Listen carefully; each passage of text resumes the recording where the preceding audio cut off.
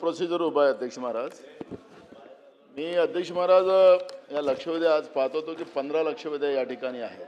15 हां, सकाळच्या आणि आताच्या आपण याच्यावरच कामकाजावरच बोलू अध्यक्ष महाराज. दुसरा अध्यक्ष महाराज, आताच आपण सांगितलं की उद्या BSc आपण ठेवलेली आहे. अध्यक्ष महाराज, आता आपण पहिल्या आठवड्याचा आमचा जो प्रस्ताव होता शेतकऱ्यांसाठी त्याच्यावरचं उत्तर अजून आलेलं नाही. आज आमचा दुसऱ्या आठवड्याचा प्रस्ताव आज येईल. आज दुसऱ्या आठवड्याचा प्रस्ताव येईल अध्यक्ष महाराज. उत्तर आलं नाही अध्यक्ष महाराज. पहिल्या आठवड्याचं उत्तर आलेलं नाही अध्यक्ष महाराज. बोला. पहिल्या आठवड्याचं उत्तर अजून आलेलं नाही. आज दुसऱ्या आठवड्याचा प्रस्ताव आम्ही मांडू. आणि अध्यक्ष महाराज, आपण पाहिलं असेल अध्यक्ष महाराज की नाही, तुमचा एक प्रस्ताव उत्तर आलाय उदय सामंतांनी दिलेलं. नाही ना, ते सत्ता पक्षाचं उत्तर दिलं देश, आमचं नाही दिलंय. सत्ता पक्षाचं आपण त्याला सांगितलं की मुख्यमंत्री महोदय देणार आहे असं तुम्ही सांगितलं होतं. अजितदादाचं नाव नाही सांगितलं होतं साहेब, आपण मुख्यमंत्र्यांचं सांगितलं होतं. तर आणि आता तुम्ही हे जे कामकाजाचं आपण पाहिलं असेल अध्यक्ष महाराज की आज गिलोटिंग पण आहे अध्यक्ष महाराज. म्हणजे असं वाटतं की आपण असं करूया, हां, आपण आता 1:15 वाजेपर्यंत जेवढे लक्षवेधी येतात तेवढ्या पूर्ण करू आणि त्यानंतर 12:15 पासून 5:30 पर्यंत आपल्या पुरवणी मागण्या आणि गिलोटिन होईल. 5:30 नंतर 6 ते 8 मी तुमचा प्रस्ताव घेतो. त्यांनी कुठला प्रस्ताव? विरोधी पक्षाचा प्रस्ताव, कृषीवरचा. उत्तर देणार पण अध्यक्ष महाराज मला उत्तर नाही, त्याच्यावरती चर्चा संपू. नाही, चर्चा तर झालेली आहे, उत्तर नाही आलं अध्यक्ष महाराज. मी या संदर्भात संबंधित मंत्र्यांबरोबर बोलून उत्तर कधी घ्यायचं आहे ते ठरवतो. तर पुढे ना अध्यक्ष महाराज, तर गिलोटिंग आज आहे आणि उद्या आपण अजून आता कामकाज जवळपास संपायला असं परिस्थिती आपण निर्माण केलेली असं आम्हाला वाटतं अध्यक्ष महाराज. बरीच बिलं आहेत अजून आम्हाला. काल तर अध्यक्ष महाराज विदाऊट चर्चेने 3 बिलं काढून टाकलीत. पण अध्यक्ष महाराज, माझा मुद्दा एवढाच आहे की हे अधिवेशन पूर्ण काळ चाललं पाहिजे आणि त्या दृष्टिकोनातलं चित्र इथं आज आम्हाला पाहायला मिळतं ते चुकीचं मिळते आहे. एवढंच मला तुम्हाला निदर्शन जाणून द्या. भाऊ, आपण BSc मध्ये आमंत्रित आहात, त्यामुळे त्यावेळेला आपण ह्याच्यावरती चर्चा करू. चला,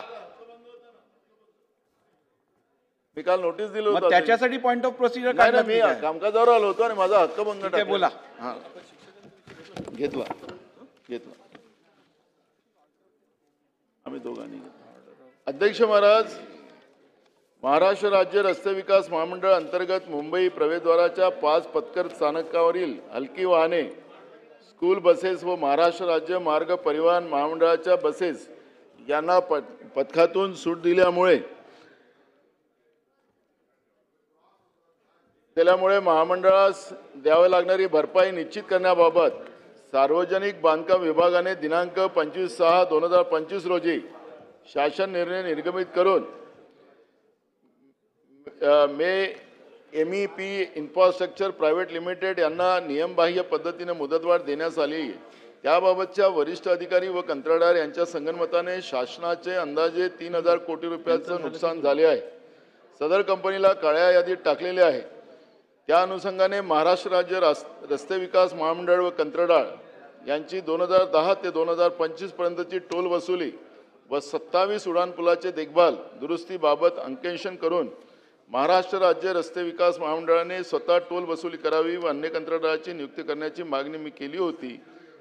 दिनांक 14/10/2024 रोजीच्या माननीय मंत्रिमंडळाच्या बैठकीत महाराष्ट्र राज्य रस्ते विकास महामंडळ अंतर्गत मुंबई प्रवेशद्वाराच्या 5 पथकर स्थानकावर हलकी वाहने, स्कूल बसेस व महाराष्ट्र राज्य मार्ग परिवहन महामंडळाच्या बसेस यांना पथकातून सूट दिल्यामुळे झालेल्या नुकसान भरपाईबाबत शासन स्तरावरून उचित निर्देश देण्याबाबत महामंडळाने प्रस्ताव सादर केला व 5 पथकर स्थानकावर जसे सायन, पनवेल, वाशी, लाल बहादूर शास्त्री, रस्मा, मुलुंड, पूर्व दुर्गती मार्ग मुलुंड, एरोली, पूल आणि पश्चिम दुर्गती मार्ग दहिसर पथकातून सूट देण्यास मान्यता देण्यात आली.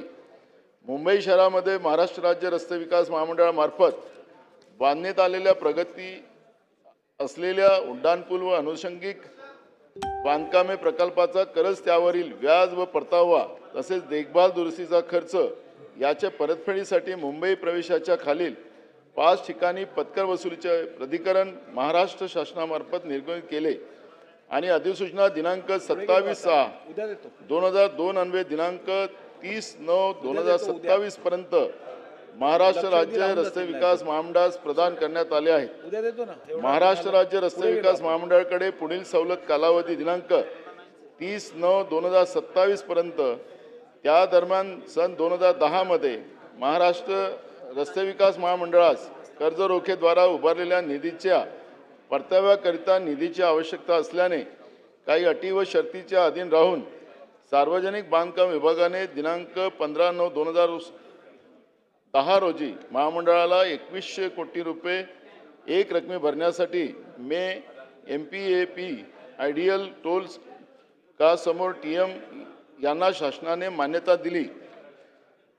मे MEP इन्फ्रास्ट्रक्चर प्रायव्हेट लिमिटेड यांनी रक्कम रुपये 2100 कोटी भरून दिनांक 20/11/2010 ते दिनांक 19/11/2026 या कालावधीकरिता 5 पत्कर वसुली आणि मुंबई व उपनगर विभागात 27 उड्डाणपुले व अनुषंगिक बांधकामे यांचा निगा व दुरुस्ती करायची आहे. तसेच मंत्रिमंडळ टिप्पणीमध्ये नुकसान भरपाईचे अभिप्राय परिच्छेदात नमूद केलेले आहे. मे MEP इन्फ्रास्ट्रक्चर प्रायव्हेट लिमिटेड यांनी पत्करातून सूट दिल्यामुळे उपाध्यक्ष व व्यवस्थापकीय संचालक यांना दिनांक 22/10/24 रोजीच्या पत्रान्वये 910.92 कोटी इतकी रक्कम दिनांक 19/11/26 या कालावधीत नुकसान भरपाई म्हणून मिळण्याबाबत विनंती केली आहे. परंतु सदरचे पत्र तपासल्यास अशी कोणतीही आकडेवारी त्यांनी पत्रात नमूद केलेली नाही. कृपया पत्रव्यवहार तपासावे. तेव्हा शासनाने मंत्रिमंडळ टिप्पणीमध्ये 910.92 कोटीची आकडेवारी नुकसान भरपाई कशाच्या आधारे नमूद केली याचा खुलासा नसून मंत्रिमंडळाची दिशाभूल केलेली आहे.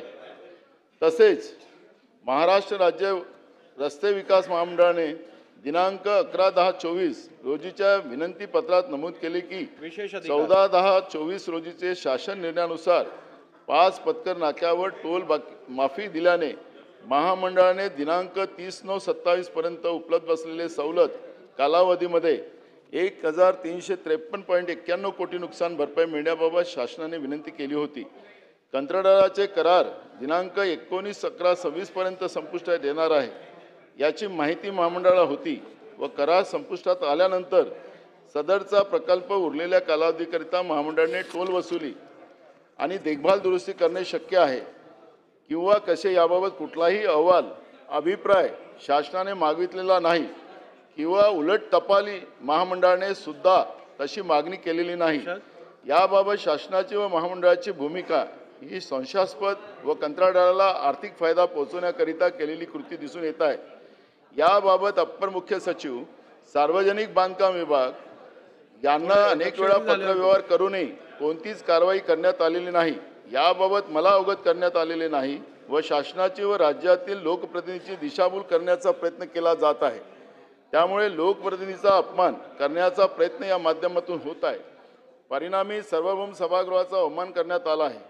यासाठी मी महाराष्ट्र विधानसभा नियम 271 अन्वये मुख्य सचिव महाराष्ट्र राज्य माननीय अप्पर मुख्य सचिव सार्वजनिक बांधकाम व व्यवस्थापकीय संचालक रस्ते विकास महामंडळ यांच्या विरोधात विशेषाधिकार भंगाची सूचना देत आहे. कृपया स्वीकृत करून विशेषाधिकार भंग समितीकडे उचित कारवाईसाठी पाठवण्यात यावी ही विनंती करायला मी प्रस्ताव मांडलेला आहे. ठीक आहे. प्रस्तावावरती मी विचार करून समितीकडे पाठवेन. तपासून सादर करू.